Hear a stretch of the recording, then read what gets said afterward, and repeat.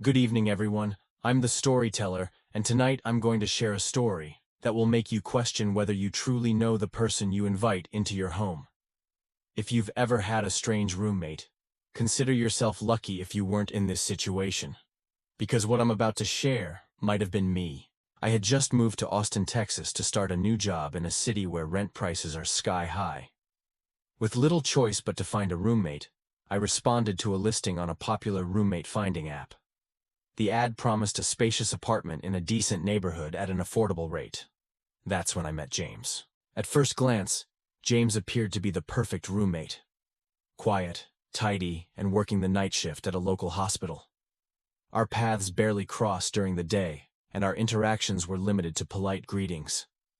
It seemed like an ideal arrangement. I had my privacy, and he never imposed himself in my life. For the first few weeks, everything seemed normal. I settled into my new routine, exploring the city by day and returning to the quiet apartment at night.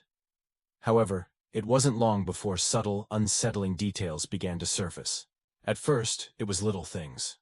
I'd come home to find that items in my room had been slightly moved, as if someone had rummaged through my belongings, even though I was certain I'd left everything just as I had arranged it.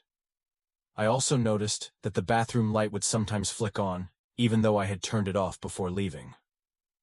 One evening, as I passed through the kitchen, I found the refrigerator door left wide open, despite my being sure I'd closed it properly. I initially dismissed these incidents as coincidences, but an uneasy feeling steadily grew in the pit of my stomach. The most disturbing events, however, occurred at night. One particular night, I was startled awake by a faint, rhythmic tapping coming from my bedroom door. It was a gentle, almost deliberate series of taps. Tap, tap, tap, as if someone was cautiously knocking.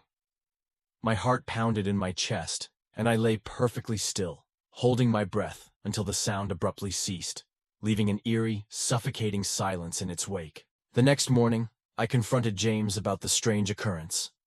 With a dismissive laugh, he said, "You must have been dreaming." But I knew exactly what I had heard, and his nonchalant response only deepened my growing anxiety. That night, unable to shake the dread that had settled over me, I resolved to stay awake. Around 2 a.m., I lay in bed, hyper-aware of every sound. I distinctly heard slow, measured footsteps in the hallway outside my door. They moved deliberately and eventually stopped right in front of my door. Clutching my blanket, I felt my heart race as I listened intently. Then I heard it. A subtle movement. The doorknob turning ever so slightly. I was sure I'd locked the door before sleeping, yet now it seemed to budge. A creeping chill surged through me as I realized someone was trying to enter. Moments later, I detected a series of faint scratching sounds, a persistent, almost rhythmic noise that resembled fingernails scraping against wood. I wanted to scream, but my throat was constricted by fear, rendering me nearly mute. After what felt like an eternity, the scratching ceased and the footsteps retreated, leaving me alone with my terror throughout the rest of the night. But things only escalated from there. A few nights later, after returning from a long day at work, I discovered that my bedroom door was slightly ajar. I was absolutely certain I had locked it before leaving. Stepping into the room, an icy shiver ran down my spine. Nothing appeared to be missing, but my bedding was in complete disarray, as if someone had lain on my bed. The realization struck me hard. Someone had been inside my room, invading my personal space without permission. The feeling of being watched grew stronger with every passing day. I couldn't shake the notion that I was not alone in the apartment, that some unseen presence was lurking in the shadows, always observing. Desperate to reclaim my sense of security, I decided to install a new deadbolt on my bedroom door. I distinctly remember the unnerving look on James's face when he saw me doing it. He simply stood there, silent, his eyes fixed on me with an inscrutable expression and a faint, enigmatic smile, as if he knew something I didn't. That night, as darkness once again blanketed the apartment, I steeled myself for any further disturbances. Not long after midnight, I heard footsteps in the corridor once more. But this time, something was different. Amid the sound of shuffling feet, I caught a faint, labored breathing. A sound so close it felt as though the air exhaled by the intruder was brushing against my skin. I lay on my bed, frozen with terror, trying to convince myself that it was only my imagination. Suddenly, there was a violent knock on my door. My heart leaped into my throat as I bolted upright. Without thinking, I screamed at the top of my lungs, "Get out!" The sound of my voice reverberated down the empty hall. For a long, agonizing moment, there was only silence. And then I heard hurried footsteps retreating back into the darkness. The next morning, trembling and desperate, I decided I could no longer stay in that apartment. I immediately began searching for a new place to live. But before I left, something compelled me to review the footage from the small security camera I had installed in the living room, which overlooked the main entrance. With shaking hands, I reviewed the recording from that fateful night, and what I saw nearly made me collapse. The footage captured a scene that still haunts me.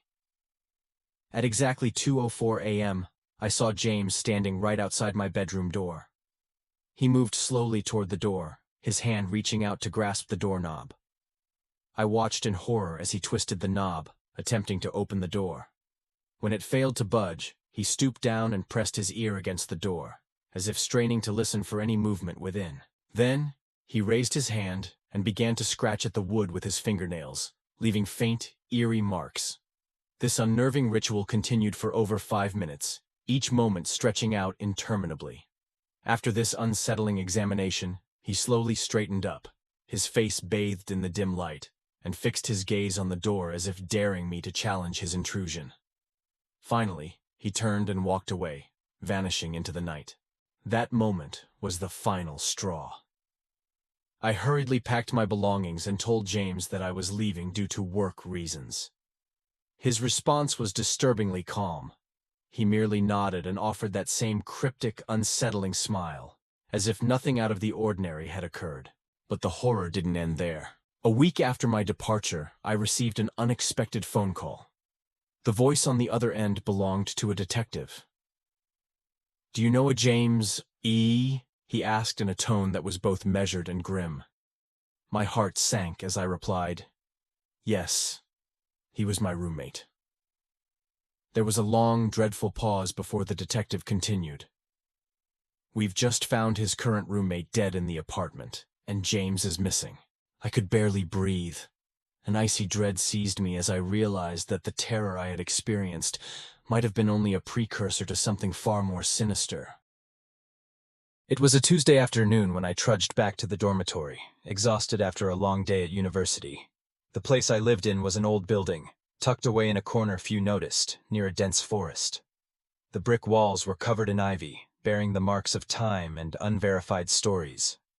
Students often whispered about this place late at night, about a girl who had jumped from the top floor many years ago, about strange sounds echoing in the hallways. I didn't believe in ghosts, but the atmosphere here always made me feel uneasy. When I pushed open the door, my roommate, Alex, was already there, sprawled on the bed, phone pressed to his ear. His voice was sharp as a knife, cutting through the stifling air. "She's driving me crazy. Mia is always texting, always nagging. Where are you? Who are you with? I can't take it anymore." I dropped my backpack and sighed. This wasn't the first time I'd heard him complain about Mia, his girlfriend. For weeks, Alex had been whining about her clinginess and jealousy. At first, I felt sorry for him, and for Mia too. But gradually, I just felt annoyed. If she was so bad, why didn't he break up with her? I had asked him once when we first started living together in this cramped space. "If she tires you out so much, why not end it?" His eyes flashed with a cold glint, and he snapped, "It's not that simple. You wouldn't understand." I didn't ask again. Alex wasn't easy to get along with, and we were just two strangers forced to live together by circumstance.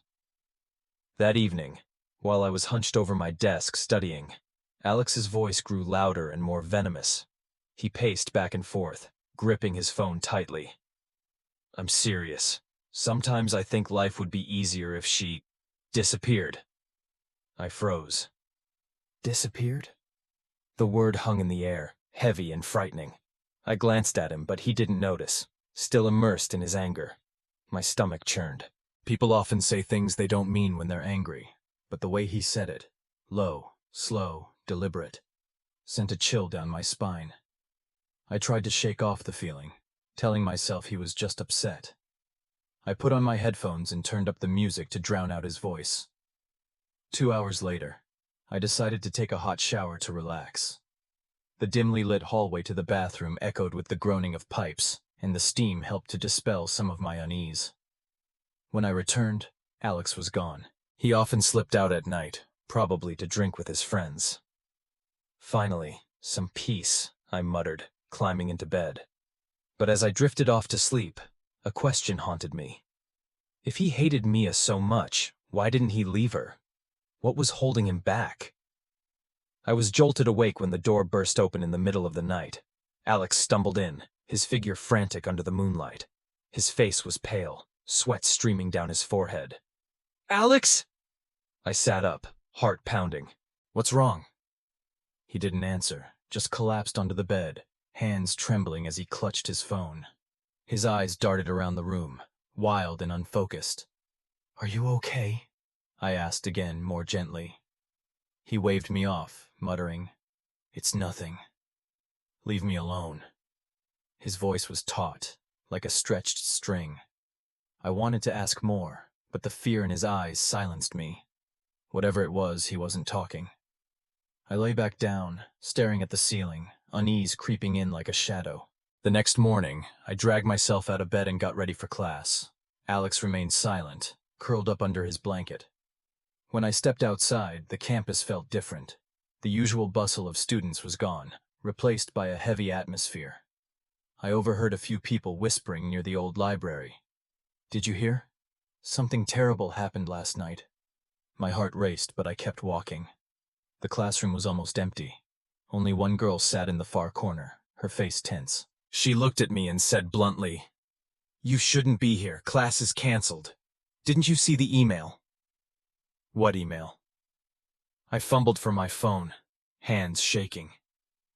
She sighed. "There was a murder last night. A student." "Who?" I demanded, my voice breaking. "Mia. They found her near the old library, stabbed to death." Mia. Alex's girlfriend. I almost collapsed. Oh, God. I backed out the door, my mind spinning. On the way back, posters were plastered everywhere. Mia's smiling face above the words, "In memory." Mia, 20 years old, brutally murdered. The details emerged. Multiple stab wounds. No suspects yet. Police suspecting she knew her killer. I had met Mia twice. She was shy, always clinging to Alex. She didn't deserve to die. Back in the room, Alex was still on his bed, scrolling through his phone as if nothing had happened. "Have you heard about Mia?" I asked, my voice trembling. He nodded, eyes not leaving the screen. "Yeah, sucks, huh?" "Sucks?" I yelled. "She's dead, Alex, your girlfriend." He shrugged. We were pretty much done. I was going to break up with her anyway. His calmness made me shudder. Was he hiding something? My mind raced back to last night. His disappear comment. His panicked return. It couldn't be. Or could it? In the following days, police flooded the campus, questioning everyone. Rumors spread quickly. Mia had been lured to the old library, stabbed in a fit of rage. Alex continued his life as usual, as if uninvolved. But I started noticing things. The kitchen knife was missing, a stain on his jacket. Blood or paint. He said it was paint, but his smile didn't seem genuine. One night, I couldn't take it anymore. "Alex, were you involved in Mia's death?" He froze, eyes narrowing. "What are you talking about?" "You hated her. You wanted her to disappear. And now she's dead?" "You're crazy," he snapped. "I didn't like her, but murder? Don't be ridiculous." "Then why were you so panicked that night?" "I heard sirens. Got scared. That's all." He stormed out, slamming the door. The next morning, the police arrived to arrest Alex as the prime suspect. They found evidence at the scene, and witnesses saw him arguing with Mia before she died. As he was cuffed, he screamed, "I didn't do it!" Then turned to me and hissed, "You'll regret this." The truth came out. Alex had planned to break up with Mia, but she threatened to expose him. He snapped, stabbed her, thinking he could get away with it. But DNA and his lies betrayed him. I moved out of the dormitory shortly after, but the fear lingered. Alex's threat echoed in my mind. One night, I woke up to a whisper. "You're next." There was no one in the room, just my imagination. Or was it?